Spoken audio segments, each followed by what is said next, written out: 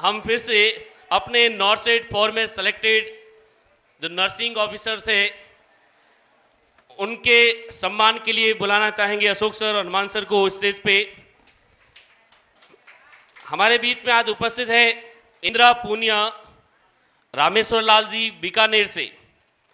इंदिरा पूनिया, इनके हस्बैंड भी साथ में, आप भी पधारे। ये ऑफलाइन बैच के स्टूडेंट रहे हैं, बीकानेर से हैं। रैंक रही है अभी 885, बहुत ही शानदार रैंक के साथ इनको बठिंडा एम्स मिला है। तो एक बार जोरदार तालियां हो जाए इंदिरा पूनिया के लिए और साफे और मोमेंटो के साथ सम्मानित करेंगे।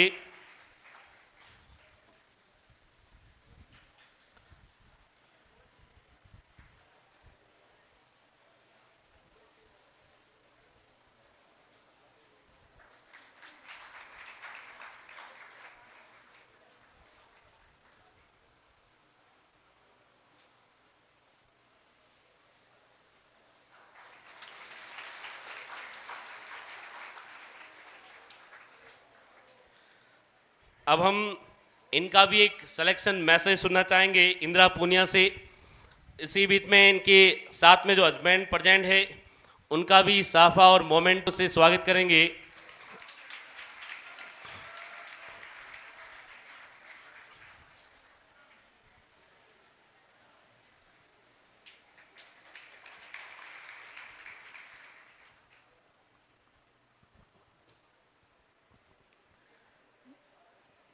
सबसे पहले तो मैं सारे टीचर्स को गुड इवनिंग और बहुत बहुत थैंक्स सारे टीचर्स को कि उन्होंने इतनी मेहनत की और यहाँ तक पहुँचाने में बहुत ज़्यादा हेल्प की। उसके लिए मेरे मम्मी पापा, मतलब जो मेरे माँ पापा हैं, उन्होंने बहुत ज़्यादा हेल्प की। बीएससी नर्सिंग करवाई पहले, क्योंकि मेरे फैमिली बैकग्राउंड इतना अच्छा नहीं था। उसके बाद मैंने सोचा कि मैं बस कॉलेज ज्वाइन कर लूँगी और पढ़ाना ही स्टार्ट कर दूँगी, और उसी टाइम मेरी सगाई हो गई। तो मेरे ससुराल वाले, जो मेरे ससुर जी है, मेरे सास और मेरे हस्बैंड, ये सारे जॉब करते हैं। तो इन्होंने बहुत ज़्यादा मुझे मोटिवेट किया, और यहाँ कोचिंग में मेरे खुद के ससुर जी आए थे मुझे छोड़ने के लिए 2021 लास्ट अक्टूबर के अंदर। उन्होंने, मतलब मेरी सगाई हुई है और लेकिन उन्होंने इतना ज़्यादा मोटिवेट किया, कभी मुझे किसी चीज़ के लिए ऐसे परेशान नहीं होना पड़ा। मैं सिर्फ कॉल करती थी कि पापा बस ये फॉर्म भरना है, वो हमेशा फॉर्म भर देते थे। और मेरे जो बहन भाई है, मेरी बहन जो साथ में आई हुई है, ये भी हमेशा, कभी टेंशन हो जाती थी, वो बहुत छोटी है लेकिन हमेशा मोटिवेट करना इतना ज़्यादा ऐसे कि टेंशन मत कर, कोई बात नहीं। और मेरे हस्बैंड से डिस्कशन करती थी, कभी भी कोई टेंशन होती थी तो हमेशा मोटिवेट करते थे। और यहाँ मैंने जैसे ऑफलाइन आई तो मैं क्या घर में रही हुई हूँ, कभी हॉस्टल और में रही नहीं थी, तो थोड़ा यहाँ आई तो ऐसे लगा कि पता नहीं हॉस्टल में इतनी गर्ल्स एक साथ में, ऐसे थोड़ा डिमोटिवेट सी हो गई थी। 3 महीने में हॉस्टल में रही और उसके बाद एक दो लड़कियों से ऐसे ही कहा, तो उन्होंने ऐसे बोला कि हॉस्टल छोड़ के अपन रूम में चलते हैं।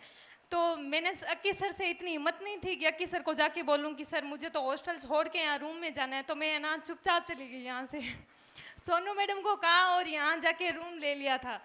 तो फिर वहाँ उस रात मैंने, वो रात ऐसे गुजारी थी कि मैं शायद उस रात को सोच के ही मुझे डर लगता है कि मैंने जैसे इनको कहा, और जैसे मम्मी पापा, मेरे सास ससुर को कहा। मेरे जो सासू जी है वो खुद नर्स है, तो उन्होंने भी हॉस्टल में लाइफ उस टाइम भी काटी थी। तो उन्होंने बोला बेटा थोड़ा बहुत तो देखो सहन करना पड़ता है, सारे टीचर्स है वहाँ, आपको कोई टेंशन नहीं है, हमें कोई टेंशन नहीं है। फिर नहीं, मैंने कहा नहीं नहीं मम्मी मुझे तो जानना है यार।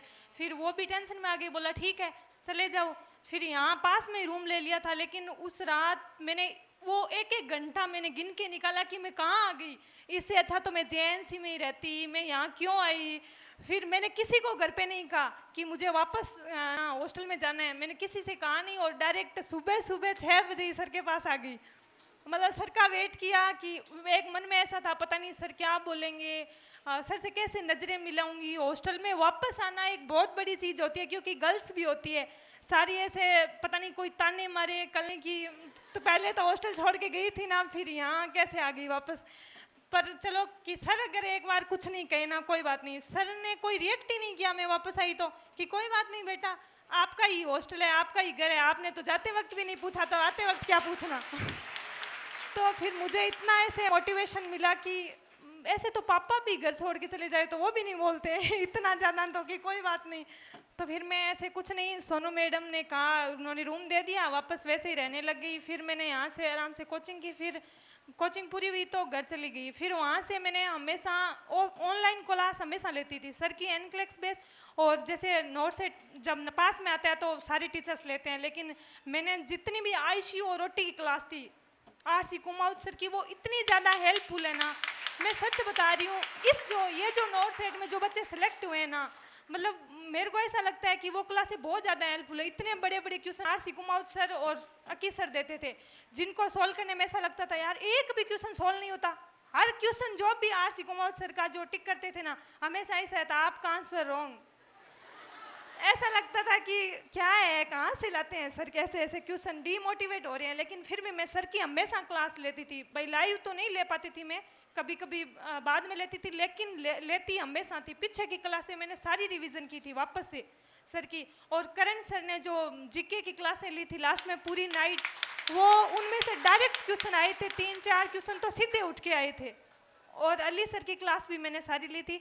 और श्री राम सर से यहाँ साइकेट्रिक पढ़ी थी, जो मेरे सबसे बेस्ट टीचर, मुझे ऐसे फेवरेट लगते थे कि हाँ कभी किसी को कुछ नहीं कहना, एकदम आराम से पढ़ाना, समझ में आ गया वहाँ तक जाके पूछना कि हाँ समझ में आ गया, लिख लिया सबने ऐसे। और हनु सर के तो सामने किसी की वैसे ही बोलने की हिम्मत नहीं रहती लेकिन सर बेस्ट पढ़ाते थे। ओबीजी मैंने सर की यहाँ तक कि मतलब कभी कभी क्या ऐसा होता है ना कि साथ साथ में इतना ओबीजी का लेंथ ही सब मतलब लेंथ ही है सारा सिलेबस, तो मैंने ऑनलाइन भी ली थी सर की। यहाँ ऑनलाइन यहाँ सर से पढ़ती थी, जाके हॉस्टल में उनके सारे नोट्स पहले से ही प्रिपेयर कर लेती थी।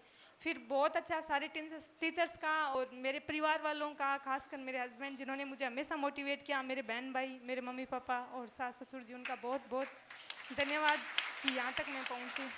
Thank you so much sir.